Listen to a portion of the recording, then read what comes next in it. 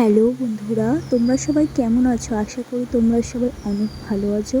আজকে তোমাদের সামনে চলে আসলাম আবারও একটা ব্লগ ভিডিও নিয়ে। আজকের ব্লগটা বেশি বড় করব না, আজকের ব্লগটা একটু ছোটই হবে। এখন ঘড়িতে বাজে সময় 11টা।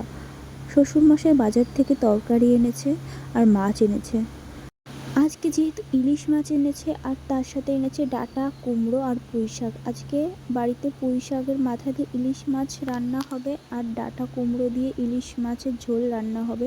আমাদের বাড়িতে সবাই ডাঁটা কুমড়ো দিয়ে ইলিশ মাছের ঝোলই বেশি খেতে ভালোবাসি, সেই জন্য আজকে সেটাই রান্না হবে। আর আমি ডাঁটা কাটা হয়ে গেছে, এখন আমি কুমড়োগুলো কেটে নেব। তো ভিডিওটা তোমরা পুরোটা দেখবে, স্কিপ না করে, একটাই রিকোয়েস্ট রইল। তো আমি এখন কুমড়োগুলো কাটছি। তো আমার কুমড়ো আর ডাঁটা কাটা হয়ে গেছে আর এদিকে পুঁই শাকও কেটে নিয়েছি আগেই। আজকে বাড়িতে কুমড়ো আর ডাঁটা আর পুঁই শাক এটাই রান্না হবে। আর এদিকে শাশুড়ি মা ইলিশ মাছগুলো ধুয়ে লবণ আর হলুদ মাখাচ্ছে, আর এদিকে শ্বশুর কাজের থেকে এসে বসে আছে, একটু বিশ্রাম নিচ্ছে।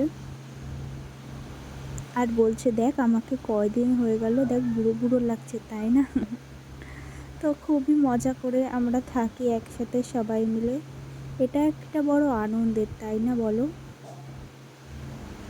বাবা কাজের থেকে আসার সময় অনেকগুলো মৌসুমি লেবু এনেছিল, সেখান থেকেই কটা মৌসুমি লেবু কেটে আমি বাবাকে দেব। মৌসুমি লেবু শরীরের জন্য অনেকটাই উপকার। তো আমি কটা মৌসুমি লেবু কেটে বাবাকে দিয়েছি, বাবা খাচ্ছে বসে বসে। আর এদিকে শাশুড়িমা রাঁধছে, শাশুড়িমা রান্না বসিয়েও দিয়েছে। এই যে দেখ, ওনার প্রায় রান্না হয়েও গেল। ওদিকে পুঁই শাক নামানো হয়ে গেছে আর এদিকে ইলিশ মাছটা বসিয়েছে। আজকে বেশি কিছু রান্না হবে না, আজকে এই দুটো পদই রান্না হবে। সকালে ডাল হয়েছিল, সেই ডালটুকু আছে।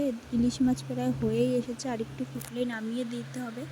আর এদিকে যেই পুঁই শাকগুলো কেটে রেখেছিলাম সেগুলো দিয়ে ইলিশ মাছের মাথা দিয়ে পুঁই শাক দিয়ে রান্না হয়েছে। তো ইলিশ মাছের মাথা দিয়ে পুঁই শাক দিয়ে রান্না আজকে আমি প্রথম খাবো। তারপরে চলে গেলাম জল ভরতে।